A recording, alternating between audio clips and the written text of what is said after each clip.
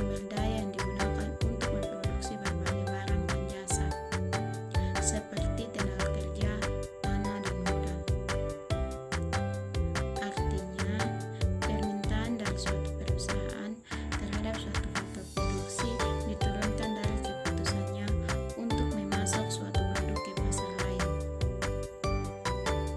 Pertama, kurva permintaan tenaga kerja.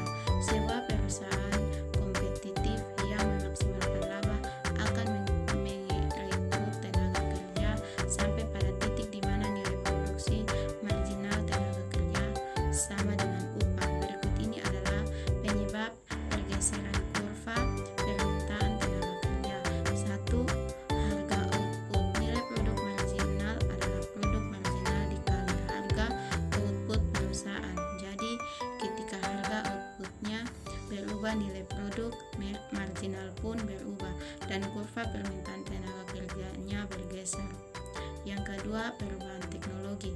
Kemajuan teknologi meningkatkan produk marginal tenaga kerja yang pada gilirannya meningkatkan permintaan tenaga kerja. 3. Penawaran faktor-faktor produksi lainnya. Kuantitas yang tersedia dari suatu produk produksi dapat mempengaruhi terhadap produk marginal faktor produksi lainnya. Berikut kurva penawaran tenaga kerja. Kurva penawaran tenaga kerja yang miring ke atas berarti kenaikan upah, menyebabkan para pekerja meningkatkan kualitas penawaran tenaga kerjanya.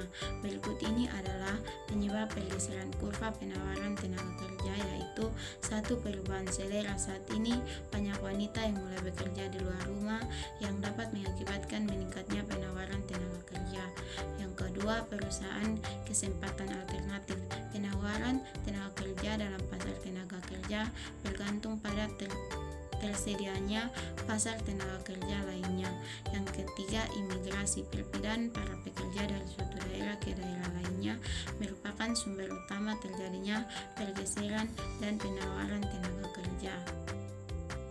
Penyebab produktivitas serta upah antaranya dan antar waktu begitu bervariasi, yaitu 1.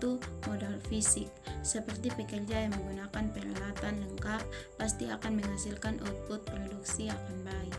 Yang kedua, modal manusia. Jika pekerjanya terdidik maka akan memproduksi lebih banyak lagi. Yang ketiga, pengetahuan teknologi. Jika pekerja memiliki akses teknologi yang canggih, produk mereka juga akan lebih besar. Yang berikut, pendapatan dan diskriminasi. Pendapatan berbagai profesi di Indonesia tidak sama. Ada yang dibayar rendah, bahkan di bawah UMR, ada yang dibayar tinggi berkali-kali lipat dari UMR. Hal ini menunjukkan bahwa terjadinya kesenjangan pendapatan. Apa yang menyebabkan kesenjangan ini? Menurut teori neoklasik, jumlah yang dibayar untuk setiap faktor produksi tergantung pada penawaran dan permintaannya. Faktor-faktor penentu upah equilibrium. Yang pertama, perbedaan pengimbangan. Para ekonom mempergunakan istilah perbedaan pengimbangan untuk menyebutkan perbedaan upah guna mengimbangkan perbedaan karakteristik pengimbangan, yaitu para dosen biasanya memperoleh gaji lebih kecil ketimbang para pengacara atau dokter walaupun taraf mereka sama.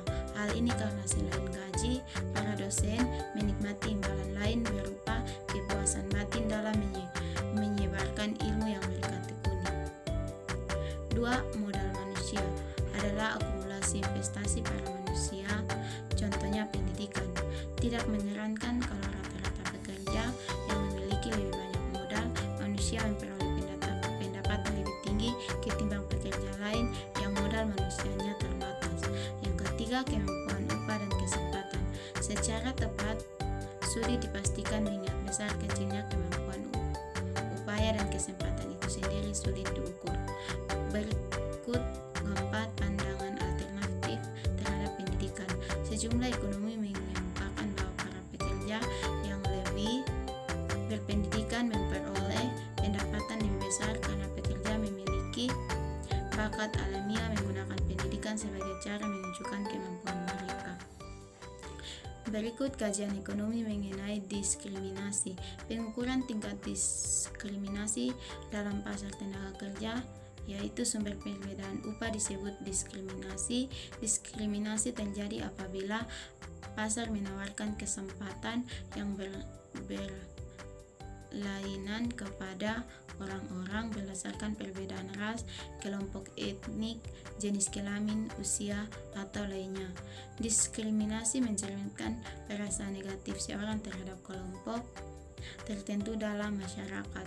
Cara untuk mengetahui tingkat diskriminasi di pasar tenaga kerja adalah dengan menghitung langsung perbedaan rata-rata upah dari setiap kelompok masyarakat. Terima kasih.